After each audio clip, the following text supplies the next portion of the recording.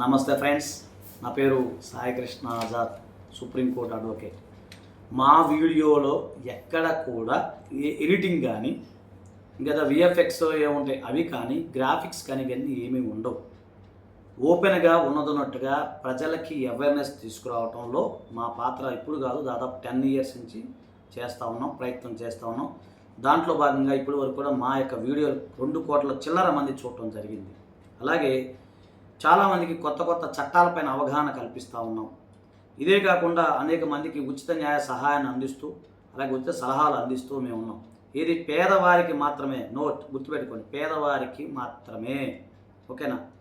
So ఈరోజు అంశం ఏంటంటే, can divorced wife claim property after death of husband. So ఇది ఒక మహిళ మనల్ని అడగడం జరిగింది.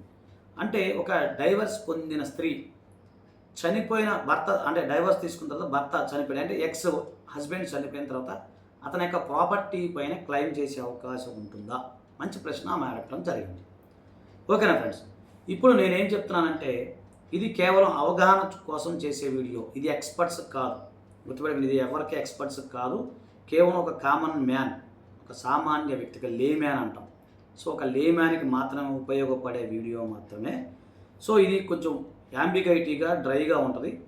మీకు దీనికి సంబంధించి అపాయింట్మెంట్ తీసుకోండి. కేవలం అపాయింట్మెంట్ కోసం మా నంబర్ 9948090355 నంబర్, అలాగే 9398259630 ఆ నెంబర్కి మీరు ఫోన్ చేయండి. కేవలం అపాయింట్మెంట్ కోసమే చెప్తున్నాను. అది పేదవారు కనుక అయినట్లయితే సండే రోజు మాత్రం పేదవారికి మధ్యాహ్నం నుంచి 1 గంట నుంచి 5 గంటల వరకు సలహాలు ఇవ్వబడతాయి. కేవలం పేదవారికి మాత్రమే, గుర్తుపెట్టుకోండి. ఓకేనా ఫ్రెండ్స్? ఈరోజు అంశం ఏంటంటే, నేను చెప్పినట్టుగానే చనిపోయిన ఎక్స్ భర్త సంబంధించిన ఆస్తిని బతుకున్న భార్య పొందొచ్చా అనుకున్నప్పుడు అక్కడ నో అని నేను చెప్తాను. అదేంటంటే నో అంటున్నారు అంటే, భార్యాభర్తల మధ్య చనిపోయినప్పుడు వారిద్దరు చనిపోయారు, డైవర్స్ పొందేశారు కాబట్టి ఆమెకి ఎలాంటి రైట్స్ అనేవి భర్త ప్రాపర్టీలో ఉండవు. మరి ఆమెకు పిల్లలుంటే, ఇది చాలామంది మళ్ళీ ప్రశ్నిస్తారు, పిల్లలు ఉంటే మాత్రం పిల్లలుకి ఆ రైట్ ఉంటుంది. ఎవరైతే పిల్లలు ఉంటారో ఆ పిల్లలు తన యొక్క తండ్రి, అంటే డైవర్స్ అనేవి భార్యాభర్తలకి మాత్రమే కానీ బిడ్డలకు మాత్రం డైవర్స్ అనేవి ఎక్కడ ఉండవు ఈ ప్రపంచంలో. కాబట్టి బిడ్డలు తన తండ్రి యొక్క ఆస్తిలో వాటా ఖచ్చితంగా అడిగే అవకాశం ఉంటుంది.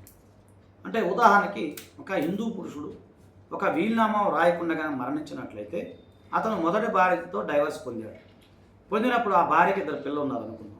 తర్వాత 2వ వివాహం చేసుకున్నాడు. అయితే డైవర్స్ పొందిన తర్వాత నేను చెప్పాను, 2వ వివాహం చేసుకున్నాడు. వివాహం చేసుకున్న సందర్భంలో అతనికి మళ్ళీ 2 పిల్లలు, భార్య ఉన్నారనుకున్నాం. అప్పుడు అంటే మొదటి భార్యకి డైవర్స్ ఇచ్చాడు కాబట్టి 2వ వివాహం చట్టబద్ధమైనదే. సో ఆ భార్యకు కూడా రైట్ ఉంటుంది, ఆమెకు రైట్ ఉంటుంది, 2వ భార్యకు రైట్ ఉంటుంది.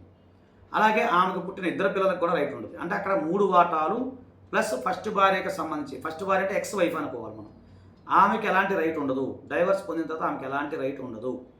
సో వారిద్దరు పిల్లలు ఎవరైతే ఉన్నారో వీరు కలిపి 5 వాటాలు వచ్చే అవకాశం ఉంటుంది. లేదు అలా కాకుండా భార్యకి సంబంధించి, ఫస్ట్ భార్యకి సంబంధించి ఆమె ఎంతో కొంత పెట్టుబడి పెట్టి తన మాజీ భర్తకి వ్యాపారంలో కానీ అలాగే ఆస్తిపరంగా కానీ ఉన్నప్పుడు, అంటే సరైన సాక్ష్యాధారాలు ఏమి దగ్గర ఉన్నప్పుడు, అంటే ప్రామిసరీ నోట్లు కానీ ఇంకేదైనా ఇచ్చినట్టుగా ట్రాన్సాక్షన్ ఐడీలు ఇవన్నీ ఉన్నప్పుడు ఆటోమేటిక్గా ఈమె తన యొక్క ఆస్తిని పొందే అవకాశం ఉంటుంది. ఓకేనా ఫ్రెండ్స్? మీకు ఇది అర్థం కాదు, మరి 2వ, 3వ వింటేనే మీకు అర్థమవుతుంది డ్రై సబ్జెక్ట్ లా అనేది. మీకు దీనికి సంబంధించి కేవలం అపాయింట్మెంట్, గుర్తుపెట్టి కేవలం అపాయింట్మెంట్ కోసం, అలాగే మీకు సుప్రీంకోర్టులో అపాయింట్మెంట్ కావాలన్నా కూడా, దానికి సంబంధించి సుప్రీంకోర్టు కేసుల విషయంలో కూడా మీరు ఏదైనా అపాయింట్మెంట్ కావాలన్నా, అలాగే లీగల్ ఒపీనియన్కి సంబంధించి divorce, family name change, NRI ఇవన్నిటికీ ఏదైనా సరే మీకు సంబంధించిన కావాలంటే కేవలం అపాయింట్మెంట్ ఫీజు అయితే ఉంటుంది. అపాయింట్మెంట్ ఫీజు లేకుండా అయితే లేదు. అది అపాయింట్మెంట్ ఫీజు ఉన్నది. 9948090355 నెంబర్కి మీరు ఫోన్ చేయండి. ఓకేనా ఫ్రెండ్స్? థ్యాంక్ యూ, నమస్తే, జై హింద్.